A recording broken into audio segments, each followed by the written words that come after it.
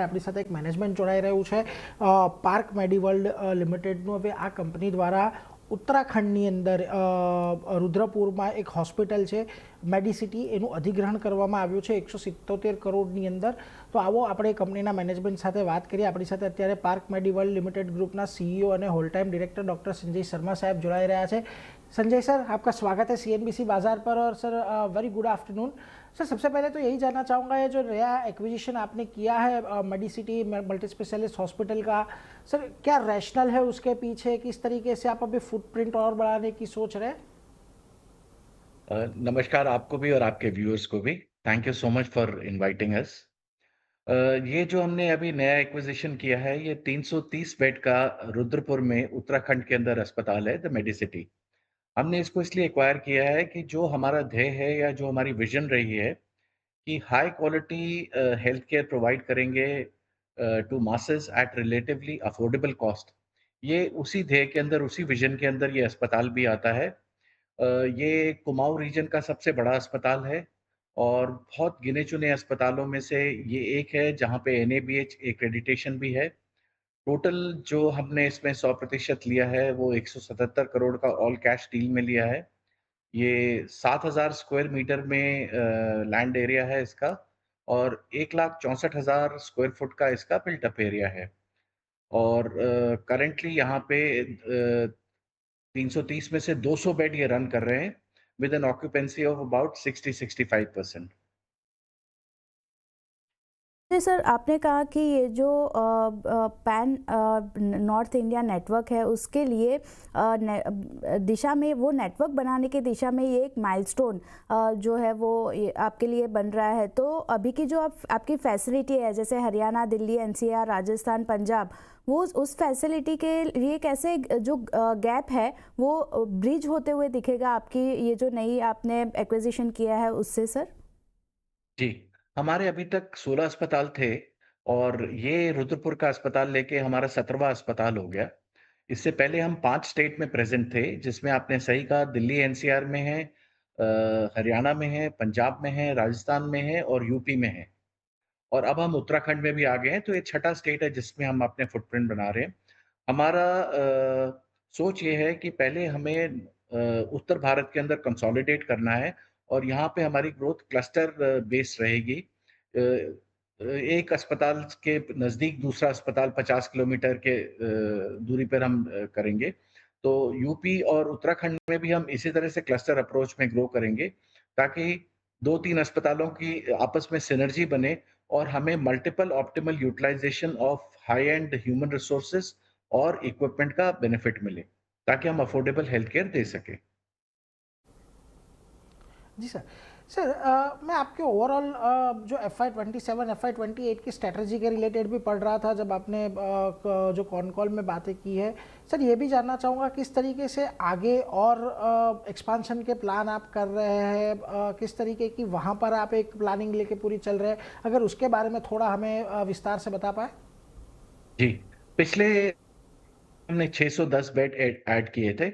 इस financial year में हमारी अभी तक 3,960 बेड की कैपेसिटी हो गई थी. अब ये 330 बेड ऐड करने के बाद हमारी 4,290 की कैपेसिटी हो जाएगी. इसी फाइनेंशियल ईयर में हम अभी जो हमारे पाइपलाइन में है 500 बेड और ऐड करेंगे. 200 नरेला दिल्ली के अंदर ऐड कर रहे हैं जो हम करेंगे अगस्त सितंबर के अंदर 2026 में और कानपुर में 300 बेड ऐड करेंगे नवंबर 2026 में. आगे आने वाले समय FY28 के अंदर हम 1000 बेड ऐड करना चाह रहे हैं, जिसमें से गोरखपुर में हम 400 बेड यूपी के अंदर ऐड करेंगे और 200 बेड हम अंबाला में, हमारा जो एग्जिस्टिंग हॉस्पिटल है उसके साथ वाला हमने ज़मीन ले ली है, उसमें 200 बेड ऐड करेंगे जिसमें हम कैंसर फैसिलिटी को बढ़ावा देंगे. और मोहाली के अंदर जो हमारा 350 बेड का है उसमें 150 बेड ऐड करके हम उसको 500 बेड बना रहे हैं. और रोहतक के अंदर जनवरी 2028 के अंदर हमारा ग्रीनफील्ड प्रोजेक्ट भी कंप्लीट हो जाएगा जो हम कमीशन कर देंगे जनवरी 2028 में, जिसमें 250 बेड है. तो टोटल हमारे बेड की जो संख्या हो जाएगी FY28 तक वो 5,790 बेड की हो जाएगी.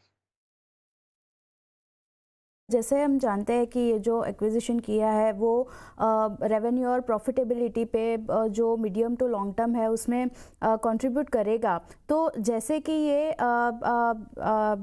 Acquisition EPS earning per share attractive बनता है, उसके बाद आप क्या टारगेट रख रहे हैं, कितना प्रॉफिट कितना रेवेन्यू आते हुए दिखेगा सर यहाँ से? देखिए जी, ये जो अभी जो अस्पताल है इसमें कम से कम 55-56 करोड़ का सालाना आमदनी है और इसमें जो एबिटा हो रहा है वो 9 करोड़ के करीब है जो 16% है और जो पैट हो रहा है वो पौने 7 करोड़ है जो करीब 12% के करीब है। हमारा अनुमान ये है कि पहले साल में ही हम ये जो 55-56 करोड़ है इसको हम 100 करोड़ कर लेंगे और इसमें जो हमारा एबिटा होगा वो 20% के करीब होगा, 20 करोड़ और हमारा पैट पहले साल में 12% पे 12 करोड़ होगा और अगले साल में उसके अगले साल में हम 140 करोड़ करेंगे और हमारा एबिटा 25% हो जाएगा जो 35 करोड़ के करीब होगा और हमारा पैट 21 करोड़ के करीब आएगा जो 16% के करीब होगा और ऑक्यूपेंसी अभी 200 बेड के हिसाब से 60-65 है। हम ये मान के चल रहे हैं कि पहले साल के अंदर 330 बेड हम पूरे खोल देंगे और उसमें हम ऑक्यूपेंसी 65 के आसपास ही 65% के आसपास ही मेंटेन करेंगे और उसके अगले साल हमारी ये ऑक्यूपेंसी 75 से 80% हो जाएगी और ये हमारे लिए एक्रेटिव है टॉप लाइन में भी, बॉटम लाइन में भी और प्रॉफिट के अंदर भी। बहुत अच्छी तरीके से सर आपने पूरा आपका जो आयोजन है सर प्लानिंग है वो हमें समझा है, लेकिन सर एक चीज़ ये भी जानना चाहता था कि आपने जो बात की 5790 जितने बेड आपके FY28 तक ऐड होने की जो आपके टारगेट है, सर ये फंडिंग कैसे कर रहे हैं आप? क्योंकि मैं देख रहा था कि आपका अभी जो डेट है वो भी बहुत अच्छी तरीके से आपने मेंटेन करके रखा है ये FY26 के अंदर। तो सर फंडिंग किस तरीके से होगी कि आपके पास जो कैश ऑन हैंड है उसी से ये सब होगा या किस तरीके से आप आगे प्लान कर रहे हैं? ये टोटल जो हमारा एक्सपेंशन है जिसमें से पंचकुला हम कर चुके हैं, आगरा हम कर चुके हैं और हम अब हमने रुद्रपुर भी कर रहे हैं। तो ये टोटल एक्सपेंशन हमारा करीब 700 करोड़ के करीब है और इसमें से जो हमारा बचा है वो 370 करोड़ ही बचा है। अब मैं आपको बता दूं कि हमने इस फाइनेंशियल ईयर में जो अभी क्लोजिंग करी है वो 1679 करोड़ का हमारा टॉप लाइन रही है जो पिछले साल से 21% ज्यादा है और जो हमारा एबिटा है वो 444 करोड़ रहा है जो पिछले साल से 20% ज्यादा है और हमारा जो पैट रहा है वो 274 करोड़ है और पिछले साल से 27% ज्यादा रहा है और हमारे पास जो कैश एक्रूवल है वो 330 करोड़ के करीब है और जो हमारे पास फिक्स डिपॉजिट्स हैं जो अनएनकम्पर्ड हैं, फ्री हैं बिल्कुल, मतलब वो करीब 314 करोड़ हैं और करंट अकाउंट में भी 30-40 करोड़ के करीब हमारे पास है। तो कैश वाइज हम रिच हैं और हमारा कोई दिक्कत नहीं है और जो हमारा डेट है वो जीरो है। हमने जो भी था डेट वो हमने प्रीपे कर दिया है तो इस वक्त हम डेट फ्री कंपनी है। तो ये सारा 370 करोड़ जो बचा हुआ है ये हम लार्जली इंटरनल एक्रूवल से करेंगे पर हम ओपन हैं अगर कोई बड़ी चेन या कोई अच्छा अस्पताल जो हमारी विजन में आता है और हमारी ग्रोथ में हमारी स्ट्रैटेजी में मदद करता है तो हम डेट लेने में भी और बाकी डाइल्यूशन में भी ओपन है। तो सर क्या इसका मतलब ये भी समझो कि जो नॉर्थ ऑफ इंडिया में आपका थोड़ा जो अभी होल्ड ज़्यादा है तो वो शायद सेंट्रल इंडिया, वेस्ट इंडिया या तो फिर ईस्ट इंडिया के तरफ भी अगर आप देखेंगे क्या आने वाले समय में, क्या अभी वहाँ पर कोई आपने कुछ सोच के रखा है? नहीं, मोस्ट डेफिनेटली, पर अभी हमारा पहला ध्येय ये है कि नॉर्थ इंडिया के अंदर कम से कम 174 डिस्ट्रिक्ट हैं। तो अभी हम 17 डिस्ट्रिक्ट में ही हैं और हम चाह रहे हैं कि पहले हम नॉर्थ इंडिया में कंसोलिडेट कर लें। एक बारी हम यहाँ पे कंसोलिडेट कर, यहाँ पे जो डिस्ट्रिक्ट हैं वो बड़े हैं, पॉपुलेशन भी ज़्यादा है और बेड टू पॉपुलेशन रेशियो में भी बहुत अंतर है। तो एक बारी हम यहाँ पे कंसोलिडेट कर लें, फिर उसके बाद साउथ, ईस्ट, वेस्ट में भी जाने का हमारा पूरा मन है। जी।